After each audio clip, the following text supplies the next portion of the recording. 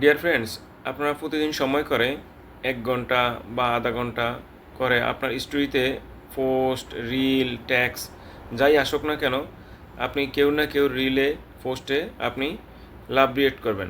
Love react করার দ্বারা উপকার হলো, আপনি যদি লাভ রিয়েক্ট করেন সেখানে আপনার লাভ রিয়েক্ট করার দ্বারা উপকার হলো আপনার ওনার, আপনি যাকে লাভ রিয়েক্ট করবেন ওনার বোনাস আসবে, প্লাস আপনারও বোনাস আসবে।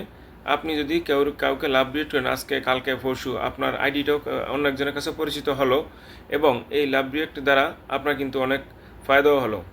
দেখেন, কিছুক্ষণ পরেই এই যে একটি বিমান উপর দিয়ে যাচ্ছে, এই যে উপর দিয়ে একটি বিমান যাচ্ছে দেখতেছেন, আপনাদের একটা বিমান যাচ্ছে দেখতেছেন, আপনাদেরকে একটি বিমান দেখালাম।